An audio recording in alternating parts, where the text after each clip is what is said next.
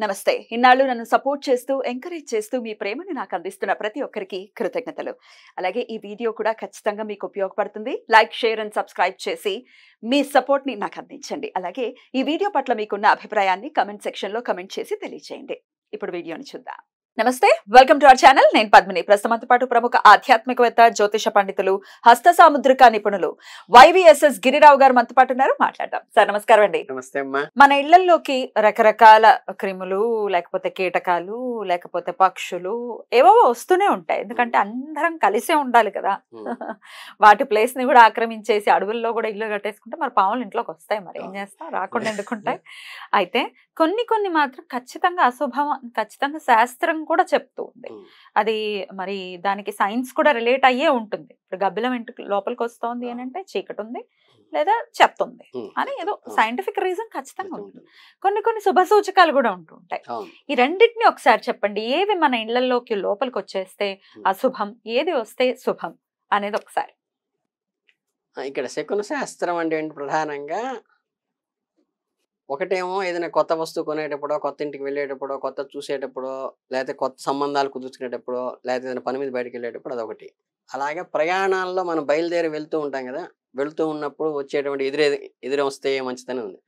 దాంతోపాటు మీరు చెప్పినట్టుగా మన ఇంట్లో మనం ఉన్నప్పుడు మన ఇంట్లోకి అనుకోకుండా కొన్ని రావడం జరుగుతుంటుంది. ఇవి మనకి పక్షుల రూపంలో ఉండొచ్చు, జంతువుల రూపంలో ఉండొచ్చు, క్రిమి కీటకాల రూపంలో వచ్చు. అంటే ఏంటంటే మనకి పిపీలకాది బ్రహ్మ పర్యంతం అంటారు. ఈ బ్రహ్మ అనేది హైయెస్ట్. అందులో సంస్కృత శ్లోకంలో వేదంలో చెప్తే పిపీలకం. పిపీలకం అంటే ఏంటంటే చీమ. అదే చీమ అంటే చీమని కూడా మన పౌరాణికంలో ఐడెంటిఫై చేశారు అని చెప్తున్నారు.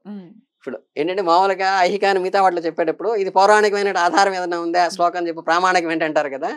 పిపీలకాది బ్రహ్మ అంటే చీమని ఐడెంటిఫై చేసి చెప్పడం జరిగింది అక్కడ. ఈ పిపీలికంలో ఏంటంటే మీకు మీరు చెప్పినట్టుగా ఈ గబ్బిలా లోపలికి వస్తాయి ఏంటంటే బాగా వాతావరణంలో పొల్యూటెడ్ ఉన్నప్పుడు మాత్రమే అక్కడ అంటే ఆక్సిజన్ దొరకనటువంటి అంటే అలా ఉన్నటువంటి పీరియడ్లో బాగా క్లోజ్ చేసేసేసి పాడుబడిన ఇళ్లలోకి వస్తాయి. కానీ మీకు గుడ్లగూబ అని ఉంది. గుడ్లగూబ ఈ పాడుబడి ఆవాసం కోసం రాదు. మీకు నేను లైఫ్లో కూడా నేను చూశాను, 2 ఇన్సిడెంట్స్ చూశాను. అనుకోకుండా గనక గుడ్లగూబ ఇంటిలోకి వచ్చి గనక వెళ్ళిపోతే, జస్ట్ అలా ఎగురుకుంటూ వచ్చి ఇంట్లోకి వచ్చి వెళ్ళిపోతే, ఆవరణ లోపలికి అంటే కాంపౌండ్ వాళ్ళ లోపలికి కనుక వచ్చి వెళ్ళిపోయిందంటే మరణము ధ్రువం. ఖచ్చితంగా మీకు విత్ ఇన్ 6 months లో ఆ ఇంట్లో మీకు మరణం అనేది జరుగుతుంది. అంటే నేను ప్రాక్టికల్గా ఏంటంటే పుస్తకాలు చదివినప్పుడు వేరును, నేను ప్రాక్టికల్గా నేను దర్శిలో ఉండగా నాకు ఉపనయన కొత్తల్లో నాతో ఒకటి ఉపనయనం చేసుకున్నారు. ఒకళ్ళు వాళ్ళ ఇంట్లోకి వచ్చి వెళ్ళిందంటే మా నాన్నగారు సరే నాన్న ఏదో సంపక్షం ఏదో చేసుకో అని చెప్పారు. కానీ విత్ ఇన్ 6 months ఆయన ఇంట్లో చూశాను. తర్వాత నాకు నా లైఫ్లో జరిగింది మా ఇంట్లో కూడా మా అపార్ట్మెంట్లోకి వచ్చి వెళ్ళినప్పుడు నేను చూశాను, నా కళ్ళతో చూశాను. మా ఇంట్లోకి వచ్చి వెళ్ళిన తర్వాత ఏంటంటే నేను అనుకున్నాను, నేను అంటే జనరల్గా ఏంటంటే మనసు ఆలోచిస్తుంది కదా, అంటే ఇంకో ఎవరో అనారోగ్యంతో ఉన్నారు, పెద్దవాళ్ళు ఉన్నారులే అనుకున్నాను. కానీ మా ఇంట్లోనే జరిగింది. కనుక ఏంటంటే అది ఇలా ఉంటుంది. అంటే కొన్ని అది అపశకునం అనమాట. గుడ్లగూబ లేకపోతే గబ్బిలం అండి. గబ్బిలం కాదు, గుడ్లగూబే చాలా రేర్ గా కనిపిస్తుంది. ఎందుకంటే ఇప్పుడు ఇవన్నీ శకున శాస్త్రంలో ప్రధానంగా చూసుకోవాల్సింది ఏంటంటే రెగ్యులర్ గా రొటీన్ గా ఉన్నవి కాదు. అంటే రెగ్యులర్ గా గుడ్లగూబ తిరుగుతుంది అనుకోండి, అది కాదు. అసలు మనకి గత 30 ఏళ్లలో 20 ఏళ్లలో ఇప్పుడు గుడ్లగూబ మనం చూసుండం. అట్లాంటిది ఆవాసాలు అంటే అపార్ట్మెంట్ ఇల్లు మన దగ్గరికి వచ్చి లోపలికి కాంపౌండ్ వాళ్ళ లోపలికి వచ్చి రావడం అనేది ఏంటంటే అది ఇండికేషన్. అట్లాగే మీకు శుభశకునానికి వచ్చేసరికి ఈ పిపీలకి ఉన్నాను చూసారా, నల్లచీమలని. ఈ నల్లచీమలు చాలా శుభప్రదం. అంటే మీకు ఇందులో కూడా క్లియర్ గా చెప్తున్నాను. కొన్ని విలేజ్ల్లో ఉండి రెగ్యులర్ గా ఇంట్లో చీమలు ఉంటూ ఉంటాయి, 24 hours ఉంటాయి, లేకపోతే 2-3 రోజులకి చీమలు కనిపిస్తూ ఉంటాయి. మాకు అది రొటీన్ అనుకున్న దగ్గర కాదు. మీరు సోఫిస్టికేటెడ్ హైదరాబాద్ సిటీలోనో గుంటూరు సిటీలోనో ఉన్నప్పుడు మీరు అపార్ట్మెంట్లో ఉన్నారు, లేకపోతే చక్కగా మొజాయిక్ టైల్స్ వేసిన ఇక్కడ ఉన్నారు, ఇక ఎక్కడ చీమ వచ్చే అవకాశం లేదు, మట్టితో అలికింది కాదు, కాదు కదా, చల్లదనం ఏమి చల్లదనం ఉండదు కదా. అలాంటిది చీమ ఇంత ఉంటుంది, అది 4 అంతస్తులు ఎక్కి అక్కడ దాకా ఎత్తుక్కుని అక్కడ మీ వాకిట్లోకి వచ్చి మీ ఇంట్లోకి వచ్చి తిరగాల్సిన, అంటే ఇది అబ్నార్మాలిటీ ఉంది. మీకు ఒకసారి గమనిస్తే ఏంటంటే చాయిస్ లేదు ఎక్కడ. అటువంటి దగ్గర గనక మీకు నల్ల చీమలు గనక గుత్తులు గుత్తులుగా వచ్చినాయంటే ఇంట్లోకి, అది చాలా ఒక శుభకార్యం మీ ఇంట్లో జరుగుతుంది అంటానికి ఇండికేషన్. అందుకని ఏంటంటే వాటికి ఏదైనా చక్కగా వేయండి, ఏదైనా చక్కెర వేయండి అని. చాలా మంది జీవితంలో కూడా ఏంటంటే చక్కగా ఆ చీమలు వచ్చినప్పుడు ఆ శుభాలు జరుగుతుంటాయి. కానీ ఇందులో గుర్తుపెట్టుకోవాల్సింది ఏంటంటే ఇది ఓన్లీ నల్ల చీమలకి మాత్రమే, ఎర్ర చీమలకి వర్తించదు. ఎర్ర చీమలకి మంచిది కాదని చెప్తారు. అవి గట్టి కుడతాయి కూడాను, వాటి ప్రవర్తన బట్టి కూడా చెప్పుకోవచ్చు. హామ్ చేయవు, జనరల్ గా హామ్ చేయవు. మీకు వచ్చిన మాట ఇదే, ఎందుకంటే మీరు ఎందుకు అనుకోకుండా అన్నారు. కానీ ఇప్పుడు సద్గురువు అంటే ఎవరయ్యా అన్నారంటే, ఎవరి సన్నిధిలో కూర్చుంటే మనం, లేకపోతే ఏ టెంపుల్లో మనం కూర్చుంటే మనసు ప్రశాంతంగా అయిపోతుందో ఆ ప్లెజెంట్ గా అయ్యే ప్రదేశాన్ని మీకు సూటబుల్ సోల్ ఎదుటి వాళ్ళ కింద లెక్క అనమాట.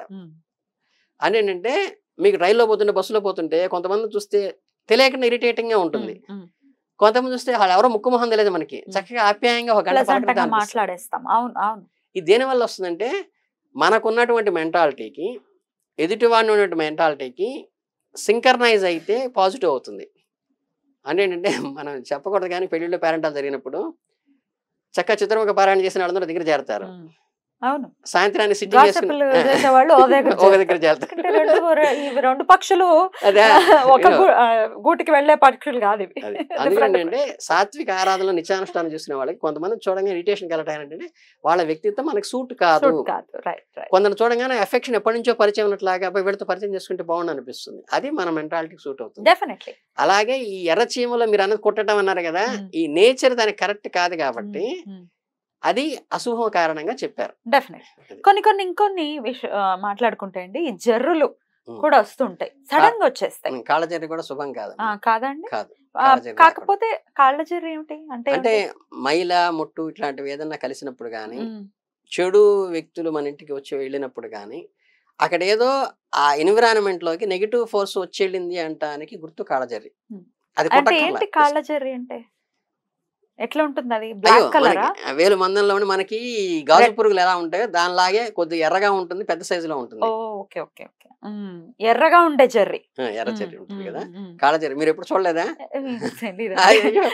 ఊర్లలో చూసేవాళ్ళం. బ్లాక్ కలర్ ఉంటుంది కదా, బ్లాక్ కలర్ తేలు బ్లాక్ కలర్, బ్లాక్ కలర్ తో ఒక క్రీచర్ ఉంటుంది, జర్రి లానే ఉంటుంది, కాళ్ళు. అదేలేండి, జర్రి అంటే బ్లాక్ అంటే బ్లాక్ అంటే కాదు, మనకి రెడ్ కలర్ లో ఉండేది జర్రి కదా, కాఫీ కలర్ గానీ లేదా ఎర్ర కలర్ గానీ జర్రి.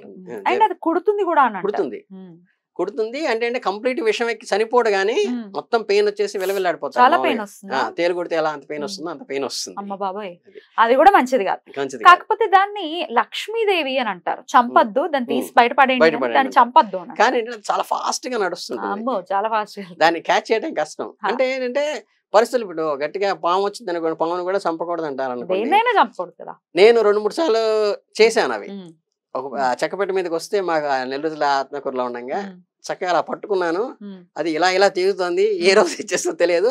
నాకు 4 గదులు వరుసగా బారుగా ఉంటాయి మాకు. అలా ఆ పెట్టి అలాగే పట్టుకున్నాను, నా వంక చూస్తుంది, దాని వంక నేను చూస్తున్నా, అలా పెట్టి పట్టుకునే ముందు వాకిట్లో దాకా వచ్చి అలా పడేసాను. అట్లాగే మేము ఏమది కట్లపాము అది అలా చూస్తుంది. అంటే యాక్చువల్ గా యాజ్ జువాలజీ స్టూడెంట్ గా మనం అంటే దానికి భయం ఉంటుంది. అదంటే మనకి భయం ఉంటుంది.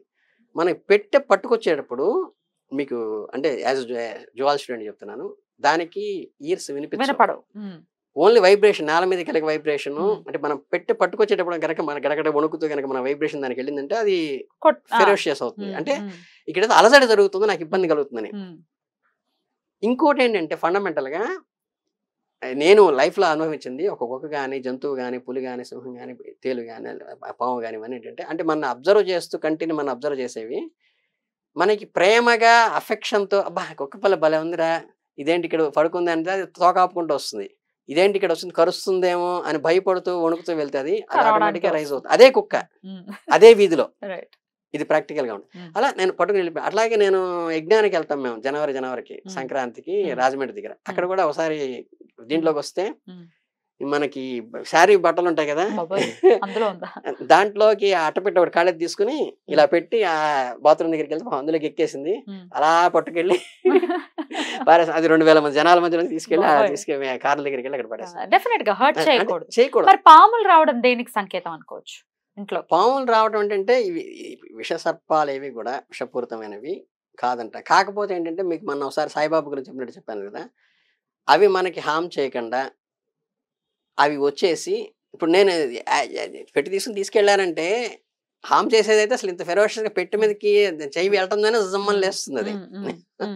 అలా లేవకుండా ఏదైతే ఉంటుందో అది మంచిదే తప్పితే విష సర్పాలు ఏంటంటే విష పురుగులు గానీ విష సర్పాలు గానీ మంచిది కాదని చెప్తారు. మనకేదన్నా మనకి ఇలవేలుపున్నప్పుడు కానీ నాగేంద్ర స్వామి నాకేంటంటే చిన్నప్పటి నుంచి పొట్ట పాలు పోసేవాళ్ళం. ఓసారి ఆ సంవత్సరం ఎందుకు పోయిలా, నేను చక్కగా నడుచుకుంటూ వెళ్తున్నాను, ఇలా రోడ్డుకి అడ్డంగా వస్తుంది, అది వెళ్తుంది కదా కాసేపు ఆగా, ఆ చివరికి వెళ్ళింది పొదల్లోకి వెళ్ళాం, మళ్ళీ ఇలా వచ్చింది. అలా దాదాపు ఒక 5 నిమిషాల్లో మనకి దారికి అడ్డం వస్తుంది, ఆపుతోంది తప్పితే మన జోలికి రావట్లేదు. అది అవి రికలెక్ట్ చేస్తున్నాయి, మీకు ఏదో చెప్పాలని సందేశం ఇవ్వాలని రికలెక్ట్ చేస్తున్నాయి అని. అది మనం గమనించుకుంటూ వెళ్ళాలి. అందుకని ఏంటంటే అట్లాగేదంటే శుభకరమైనటువంటి మంగళప్రదమైన పూలు కానీ పళ్ళు కానీ ఏమైనా తేటం కానీ పాలపిట్ట లాంటివి కనిపించడం కానీ శుభకరమైనవి కనిపిస్తే ఏంటంటే మంచిది. ఇట్లా విషపి పురుగులు గాని కళజరి గాని లేదా ఇంకో నల్లులు కూడా, నల్లులు మంచిది లేదు వస్తుంటే మా ఇంట్లో కూడా, అంటే దానివల్ల కీడు స్పష్టంగా తెలుస్తుంటుంది. మిడతలు గాని చిట్టువలు అంటారు, వైట్ ఫైర్స్ అంటారు, అలాంటివి కానీ ఏంటంటే అవి ఏంటంటే అశుభానికి కారణం, రాకూడదు. అది మనం గమనించుకుని ఏంటంటే ఇండికేషన్ గా తీసుకోవాలి. ఈ మధ్య కాలంలో ఫ్లోర్స్ తో లేకపోతే వీటితో సంబంధం లేకుండా ఏలుగు పాములు అని అంటారు కదా, ఎర్త్ వామ్స్, అవి కూడా వస్తున్నాయి లోపల బాత్రూమ్స్ లోను ఉండటం, అవి పిల్లలు పెట్టడం బాత్రూమ్స్ లోనే ఉండటం. దీన్ని ఎలా అనుకోవచ్చు అండి? ఎర్త్ వామ్స్ యాక్చువల్ గా హార్మ్ఫుల్ కాదు. మీకేంటంటే అదే చెప్పేది, ఒక వ్యక్తి వీడు దుర్మార్గం పనులు చేసేవాడా లేకపోతే దైవారాధన చేసుకుంటూ నిత్యానుష్ఠానం చేస్తూ 10 మందికి మంచి మాటలు చెప్పేవాడా అనేది మనకి ఎదురైన ఇన్సిడెంట్ బట్టి ఎర్త్వామ్ యొక్క కల్చర్ ఏంటి, యాక్చువల్ గా గుల్లం చేస్తుంది, నేలని సారవంతం చేస్తుంది. అంటే ఎంత సారవంతం చేస్తుందంటే ఒక పలుగో పారాయసి దాని దేహాన్ని 2 ముక్కలుగా నరుకుదామని చూసినప్పటికీ కూడా మిగిలిన దేహంతో సారవంతమే చేస్తుంది, లేకపోతే వాడి మీద ప్రతీకారం తెచ్చుకోదు. మంచిదే అయితే పాపం, దాన్ని కూడా హామ్ చేయకూడదు. చాలా బ్యూటిఫుల్ గా ఎక్స్ప్లెయిన్ చేశారండి, కృతజ్ఞతలు. చాలా సంతోషం.